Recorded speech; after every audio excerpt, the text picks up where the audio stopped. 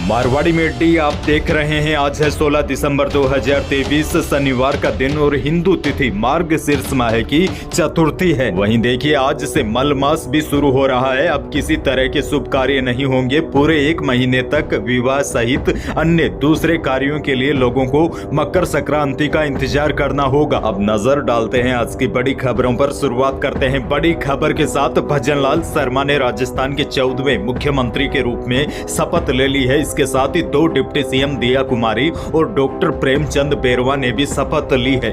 तीनों ने शुक्रवार को पदभार भी संभाल लिया है। भजनलाल शर्मा के पदभार ग्रहण में पूर्व मुख्यमंत्री वसुंधरा राजे समेत भाजपा के तमाम सांसद और विधायक मौजूद रहे। इससे पहले शपथ समारोह में पूर्व मुख्यमंत्री अशोक गहलोत भी पहुंचे। गहलोत केंद्रीय मंत्री गजेंद्र सिंह शेखावत और वसुंधरा राजे के बीच में बैठे थे। तीनों हंसी मजाक के मूड में नजर आए। वहीं पदभार ग्रहण समारोह में उप मुख्यमंत्री दिया कुमारी ने वसुंधरा राजे के पैर छूकर आशीर्वाद लिया। इस दौरान उन्होंने वहां पर मौजूद कई वरिष्ठ नेताओं का अभिवादन किया। दिया कुमारी के पदभार में सीएम भजनलाल शर्मा अपनी ऑफिस से पैदल चलकर पहुंचे। आगे बढ़ते हैं। एक और बहुत बड़ी खबर। सीएम भजनलाल शर्मा ने कामकाज संभालने के कुछ ही घंटों के बाद कुछ बड़े फैसले लिए हैं। मुख्यमंत्री भजनलाल शर्मा ने ऐलान किया है कि पेपर लीक की जांच के लिए एसआईटी का गठन होगा। उन्होंने कहा कि युवाओं के भविष्य को अंधकार में डालने वालों को बख्शा नहीं जाएगा। वहीं सीएम भजनलाल ने प्रदेश में संगठित अपराध को खत्म करने के लिए एंटी गैंगस्टर्स टास्क फोर्स का गठन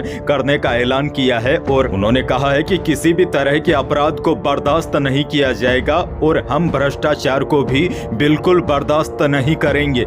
उन्होंने कहा है कि हमारी सरकार महिला बालिका अत्याचार सहन नहीं करेगी। उन्होंने कहा कि महिलाओं को सुरक्षा देना प्राथमिकता रहेगी। सीएम भजनलाल ने कहा है, हम हमारे घोषणा पत्र के आधार पर काम करेंगे। हम उन मुद्दों को हल करेंगे जिनसे जनता त्रस्त थी। और सीएम भजनलाल ने गैंगस्टर के ठिकानों पर बुलडोजर चलाने के भी संकेत दिए हैं। भजनलाल सरकार का पहला बड़ा फैसला पेपर लीक मामले में एसआईटी का गठन होगा। बड़ी खबर देखिए। राजस्थान के नए मुख्यमंत्री भजनलाल शर्मा पदभार ग्रहण करने के तुरंत बाद एक्शन में आ गए। पदभार संभालते ही सीएम ने पहली बड़ी बैठक बुलाई। इसमें महिला सुरक्षा और पेपर लीक जैसे मुद्दों पर चर्चा हुई। बड़ी खबर यह भी है, राजस्थान में आज से विकसित भारत संकल्प यात्रा का भी आगाज होगा। प्रधानमंत्री नरेंद्र मोदी वर्चुअल इस यात्रा का शुभारंभ करेंगे। महारानी कॉलेज से दोपहर 2 बजे इस कार्यक्रम का आयोजन होगा। मुख्यमंत्री भजनलाल शर्मा भी इस दौरान मौजूद रहेंगे। आगे बढ़ते हैं। देश की एक और बड़ी खबर। 30 दिसंबर को देश को एक और बड़ी सौगात मिलने वाली है। प्रधानमंत्री नरेंद्र मोदी 30 दिसंबर को अयोध्या में एयरपोर्ट का उद्घाटन करेंगे। श्री राम एयरपोर्ट और श्री राम रेलवे स्टेशन का उद्घाटन होगा। और बड़ी बात यह है, अयोध्या के श्री राम अंतर्राष्ट्रीय एयरपोर्ट से 30 दिसंबर से फ्लाइट सेवा भी शुरू हो जाएगी। और बड़ी बात यह है, 6 जनवरी से आप दिल्ली से अयोध्या के बीच केवल 1999 रुपए में हवाई सफर भी कर सकेंगे। आगे बढ़ते हैं। आपके लिए एक और बड़ी खबर। आजकल इलेक्ट्रिक गाड़ियों की मांग लगातार बढ़ती जा रही है।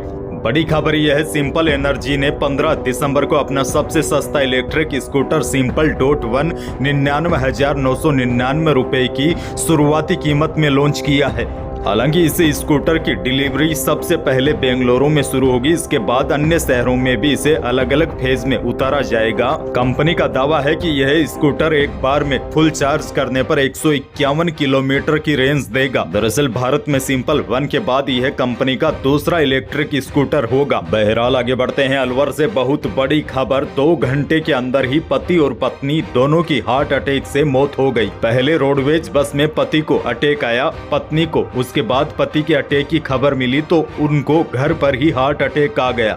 दोनों की मौत हो गई। शुक्रवार सुबह दोनों का एक ही चिता पर अंतिम संस्कार किया गया। मीडिया रिपोर्ट्स की माने तो गोपाल कृष्ण मुखीजा गुरुवार शाम को खेड़तल से रोडवेज बस के जरिए अलवर जा रहे थे। रास्ते में बस की सीट पर ही उनको अटैक आ गया और जब इसकी सूचना उनकी पत्नी को मिली तो उनकी पत्नी को भी हार्ट अटैक आ गया और दोनों की मौत हो गई।